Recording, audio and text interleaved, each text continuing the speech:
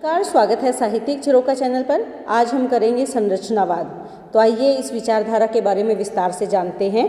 देखिए, संरचनावाद की अगर बात करें तो स्वीडन के प्रसिद्ध भाषा वैज्ञानिक या भाषाविद फर्डिनांड सस्सूर इसके प्रवर्तक माने जाते हैं। ये शब्द अंग्रेजी के स्ट्रक्चरलिज्म शब्द का हिंदी रूपांतरण है। इसका अर्थ क्या है? भाषिक संरचना की दृष्टि से साहित्य का मूल्यांकन, यानी भाषा की संरचना कैसी हुई है, इस बात को ध्यान में रखते हुए साहित्य का मूल्यांकन करना ही क्या कहलाता है? संरचनावाद कहलाता है। 1960 ईस्वी के दशक में फ्रांस में एक बौद्धिक चिंतन पद्धति के रूप में ये उभर कर सामने ये विचारधारा आई थी। तो कब शुरू हुआ? 1960 ईस्वी में। कहाँ हुआ? फ्रांस में। प्रवर्तक कौन है? फर्डिनांड सस्सूर इसके प्रवर्तक हैं। संरचनावाद आधुनिक समीक्षा पद्धति है। ये बात आप ध्यान में रखें कि आधुनिक युग में समीक्षा का एक तरीका क्या है? संरचनावाद है। इसका मूल आधार क्या है? भाषा विज्ञान है। इस आधार को ध्यान में रखते हुए गणित, भौतिक रसायन विज्ञान, मनोविज्ञान, अर्थशास्त्र आदि विषयों पर भी अध्ययन होने लगा है। पाश्चात्य आलोचक रोनाल्ड बार्थ ने इसी आधार पर कुछ व्यवहारिक समीक्षाएं भी लिखी है। पाश्चात्य विचारकों में लेवी है, स्ट्रोस है, लकन, अल्थस्यूसर, स्टेव और रोला बार्थ, ये कुछ संरचनावादी हुए हैं। परंतु ये सभी लोग संरचनावाद के बारे में अलग अलग विचार व्यक्त करते हैं, यानी इनमें एक मत नहीं है, सभी एक मत पर सहमत नहीं है। इसी बात को ध्यान में रखते हुए डोनातो ने भी अपने अभिव्यक्ति की है। वो क्या कहते हैं?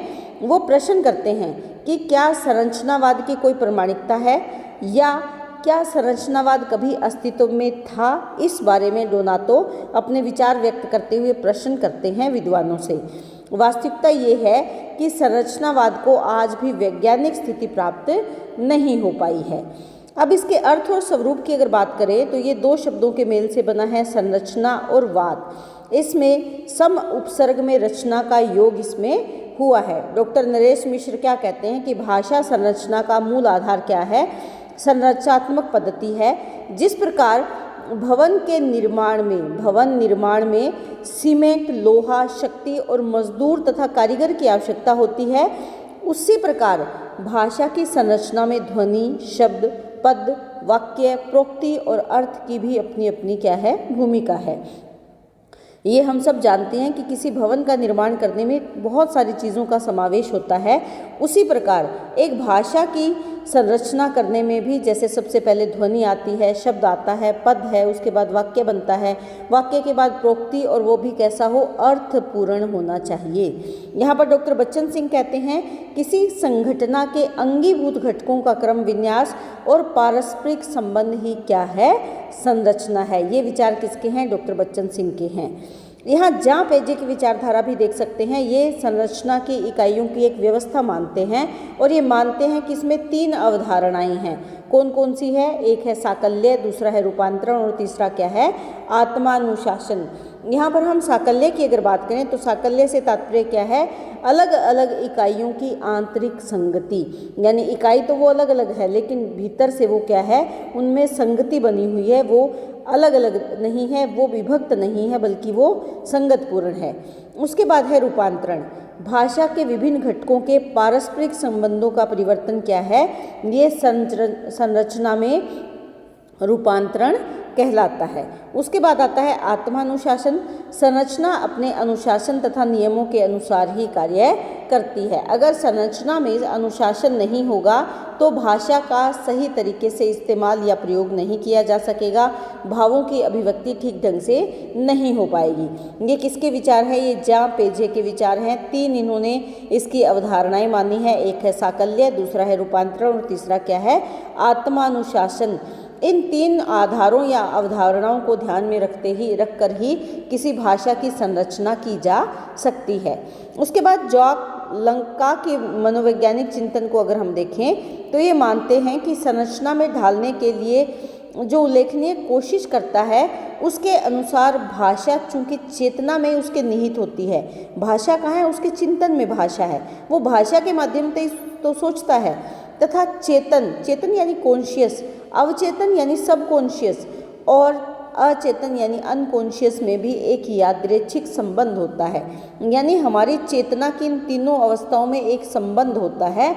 इसी को ध्यान में रखकर भाषा के विन्यासक्रमी अविन्यासक्रमी संबंधों को समझा जा सकता है। सारे तत्वों का महत्व वस्तुतः इसी में है कि ये संरचना में कार्य कैसे करते हैं। देखिए, जब हम चेतन यानी हमारी जो विचारधारा है, हम ऐसा तो नहीं है अगर हमारे पास भाषा नहीं होगी, शब्द नहीं होगी तो हम सोच भी नहीं पाएंगे। क्या सोचेंगे कि सोचने के लिए या चेतना के लिए भी तो एक भाषा चाहिए। वो फिर चाहे चेतन अवस्था हमारी कॉन्शियस अवस्था है, सब कॉन्शियस अवस्था है या अनकॉन्शियस हमारी अवस्था है, इसमें भी एक विशेष संबंध की कल्पना करते हैं और ये मानते हैं कि इसी को ध्यान में रखकर भाषा के विन्यासक्रमी और अविन्यासक्रमी संबंधों को समझा जा सकता है।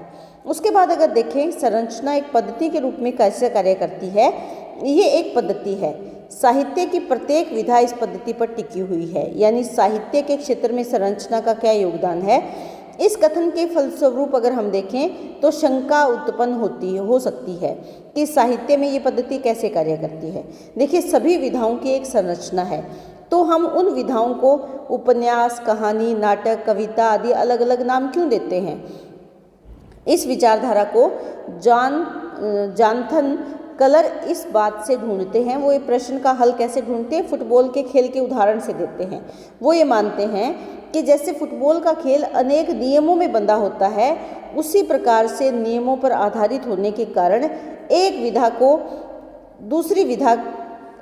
को कविता, दूसरी विधा को उपन्यास, तीसरी को नाटक, चौथी को कहानी आदि कहा जा सकता है, यानी अलग अलग है। देखिए, प्रश्न यहाँ क्या उठता है कि लेखन एक है, लिखने वाला व्यक्ति एक है, तो वो जो लिख रहा है हम उसको अलग अलग नाम क्यों दे रहे हैं। लेकिन जो जॉनथन कलर है वो इस प्रश्न का उत्तर ऐसे देते हैं कि जब हम फुटबॉल का खेल खेलते हैं, है तो उसको किक मारना, लेकिन वहाँ पर सिर्फ किक नहीं मारी जाती बल्कि बहुत से नियमों को भी ध्यान में रखा जाता है। तो वैसे ही जब हम लेखन करते हैं तो कविता के अलग नियम हैं, उपन्यास के अलग नियम है, नाटक के अलग नियम है, कहानी के अलग नियम है और उन्हीं नियमों को ध्यान में रखकर ही तो इसकी रचना की जाती है। इसीलिए प्रत्येक विधा का नामकरण भी अलग है। संरचनावादी वाक्य की गहन संरचना पर चिंतन करता है। संरचनावादी वाक्य निर्माण के मूलभूत सिद्धांतों की खोज करता है। इसके लिए ये एक विशेष पद्धति यानी तरीका है जो कि वैज्ञानिक है। संरचनावादी इसे साहित्यालोचन का विज्ञान भी कहता है, यानी साहित्य की आलोचना करने का विज्ञान। संरचनावादियों का संबंध अर्थ से न होकर पद्धति यानी तरीके से है। देखिए, संरचना यानी निर्माण करना किसका, भाषा का, किसके लिए, भावों की अभिव्यक्ति के लिए। तो जब हम कविता के माध्यम से भावों की अभिव्यक्ति करेंगे तो भाषा की अलग संरचना होगी। वहाँ में छंद कैसे हैं, दोहे कौन से हैं, पद कैसे हैं, चौपाइयाँ हैं या नहीं, या अलंकार वहाँ पर आए हैं या नहीं, इस बात का ध्यान रखना पड़ेगा। वैसे ही अगर हम कहानी लिखेंगे तो वहाँ तरीका बदल जाएगा, वैसे ही उपन्यास लिखेंगे तो तरीका बदल जाएगा। यानी संरचना क्या है, सभी विधाओं के लिए एक विशेष पद्धति को ही क्या कहते हैं, संरचना कहते हैं। यहाँ पर सस्युर का मॉडल देख सकते हैं। ये क्योंकि इन्हीं का विचार है, इन्हीं के द्वारा ये प्रवर्तक इसी के माने गए हैं, तो क्या कहते हैं कि भाषा के तत्वों को परिभाषित करते हुए उसके तत्वों को भाषा और वाच इन नियमों में उन्होंने बांधा है। सस्युर मानते हैं कि भाषा नियमों में बंधी हुई है। ये मानते हैं कि विचार बिना भाषा के कोई अस्तित्व नहीं रखते, यानी विचार का अस्तित्व कब है, जब हम उसको अभिव्यक्त करने के लिए किसी भाषा का प्रयोग करते हैं। ये भाषा ही है जो विचारों को आकार प्रदान करती है तथा उन्हें अभिव्यक्ति योग्य बनाती है। एक अन्य महत्वपूर्ण बात संकेतकों के बारे में ये है कि तंत्र में उसके बीच सबसे महत्वपूर्ण संबंध जो उनका मूल्य निर्धारित करता है वह है अंतर का बोध, यानी उसमें अंतर क्या है उसका ज्ञान जब हमें होगा तभी हम सही तरीके से भावों को अभिव्यक्ति कर सकते हैं। जैसे उदाहरण दिया है इन्होंने बिल्ली का, बिल्ली बिल्ली है क्योंकि वह दूसरा कुछ जैसे कुत्ता, बकरी, भेड़ आदि नहीं है। क्या सिर्फ इसीलिए बिल्ली बिल्ली है? सस्युर इसे नकारात्मक मूल्य यानी नेगेटिव वैल्यू कहते हैं, जिसमें किसी वस्तु का मूल्य अथवा अर्थ इसी कारण से है क्योंकि वो अन्य कुछ भी नहीं है। यानी बिल्ली सिर्फ बिल्ली इसीलिए है क्योंकि वो ना तो कुत्ता है, ना बकरी है, ना वो भेड़ है, तो वो क्या है, नहीं है, यानी नेगेटिव वैल्यू है वो, तो इसीलिए वो मानते हैं कि वस्तु का मूल्य अथवा अर्थ इसी कारण से है क्योंकि वो अन्य कुछ नहीं है। जैसे कविता कविता है, वो कहानी नहीं है, वो उपन्यास नहीं है। क्यों? क्योंकि वो कविता है। वो नहीं है, अन्य चीज़ें नहीं है या अन्य विधा नहीं है। क्यों? क्योंकि वो कविता है। नहीं होने के कारण ही उसका अपना अलग एक महत्व है, अलग एक विशेषता है। यहाँ पर संरचनावाद की कुछ मान्यताएं या विशेषताएं प्रचलित है, जिसमें सबसे पहले क्या है, संरचनावाद मूलतः एक भाषा वैज्ञानिक पद्धति है, यानी भाषा का वैज्ञानिक तरीका है। इसका मूल आधार भाषा की दृष्टि से साहित्य का क्या है, मूल्यांकन है। दूसरी बात यहाँ पर क्या है कि संरचनावाद का बीज तत्व रूसी रूपवाद है। रूसी जो रूपवाद है उसी को आधार इन्होंने बनाया है। सास्यूर के भाषा संबंधी अध्ययनों से इसका आरंभ हुआ। संरचनावाद की अवधारणा 3 आधारभूत तत्वों पर निर्भर है। पहला क्या है, अखंडता, दूसरा क्या है, प्रयोजन, और तीसरा क्या है, स्वायत्तता। इन तीनों बातों को आपको ध्यान में रखना है। चौथा यहाँ पर पॉइंट बनेगा कि संरचनावाद अपने आप में पूर्ण होती है। संरचनावाद अपने आप में क्या है, पूर्ण होती है, चाहे वो साहित्यिक कृति हो या वो मिथक की हो। हम चाहे साहित्य लिखने के लिए प्रयोग करें, चाहे मिथक की अभिव्यक्ति के लिए, संरचना तो वहाँ पर भाषा की होगी ही। 5वां पॉइंट बनेगा कि रोला बार्थ का मानना है कि साहित्य में अर्थ लेखक के पास ना होकर पाठक की संरचना में निहित होता है।